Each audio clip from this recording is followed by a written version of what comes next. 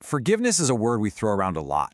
We all want it, we all know we need to give it, but what does it actually mean?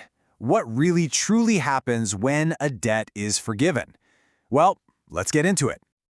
I want you to think about that feeling for a second, that pit in your stomach when a huge medical bill shows up in the mail. Or maybe it's that credit card statement in January that makes you wince. It's that awful sinking feeling of a debt that is just way too big for you to handle. Okay, now imagine you get another letter. You open it up, and right across that scary, impossible number, there's a giant stamp in all caps that says paid in full. Can you feel that? The wave of relief, the freedom, that absolute shock? That feeling, that's right at the heart of what we're talking about. But here's the thing, true forgiveness is so much more than just a sigh of relief. It's an action. It actually accomplishes something real and profound. So today, we're going to break down what forgiveness really does, and then how we can actually live like we've experienced it. So to really get our heads around what forgiveness accomplishes, the source material we're looking at gives us this really helpful three-part truth.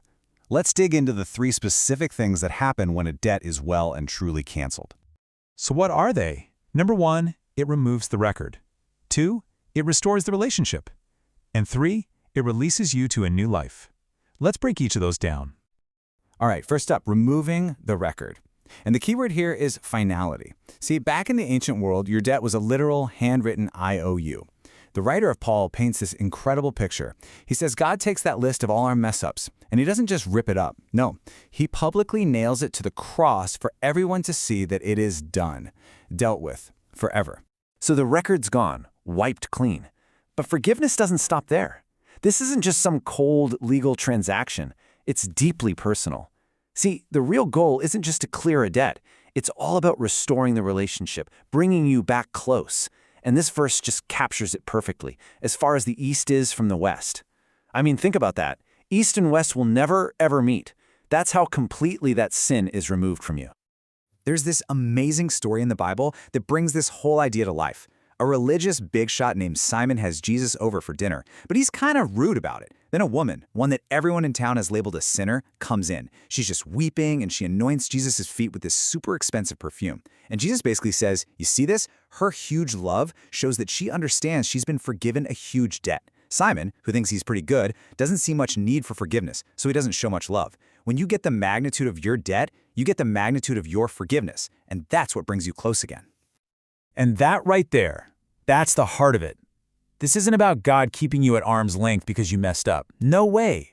Forgiveness means he's pulling you in for a hug. He's not just wiping your slate clean, he's pulling up a chair for you at the family table and calling you his kid.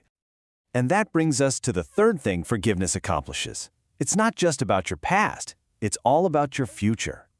God forgives you to free you. This isn't some technical loophole in the cosmic justice system. It's a lifeline. It is the key that unlocks the prison door of your past and lets you step out into a totally new way of living.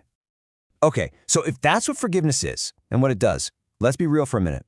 How do we actually live like it's true? Because I think a lot of us know this in our heads, but we don't feel it in our hearts. We still lug around all that guilt and shame, right? Well, the source material gives us another awesome three-part guide for this. It's basically about what you stop doing, what you start doing, and what you start giving away. First thing, stop hitting rewind on what God has already erased. I mean, God literally says he won't remember our sins anymore. But us, we put them on a 24/7 highlight reel in our own minds. This driving analogy is just perfect. You absolutely cannot drive forward if you're staring into the rearview mirror the whole time. You're going to crash. You're going to miss all the good stuff right in front of you. So what do you do in that moment? You know the one when that wave of guilt or shame just washes over you again? When your brain starts playing that old, familiar greatest hits of your failures album.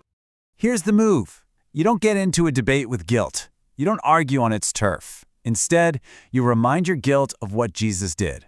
You look that feeling in the eye and say, nope, that debt has been paid in full. You fight the lie with the truth. Okay, second step, start living like a loved child, not like a guilty fugitive on the run. See, when you truly get that you're forgiven, it doesn't make you want to be careless. It fills you with gratitude. Your whole motivation shifts from fear of getting caught to just the joy of belonging. You're not a spiritual orphan anymore. You're home. And now for the third one. And yeah, this is often the hardest part. You have to extend the same grace to other people that you've received. It's almost like once the reality of your own massive, canceled debt really hits home, you just can't look at the small debts others owe you in the same way. The pastor we're drawing from used this really powerful metaphor. He said, holding a grudge is like carrying around a heavy rock, just waiting for the chance to throw it.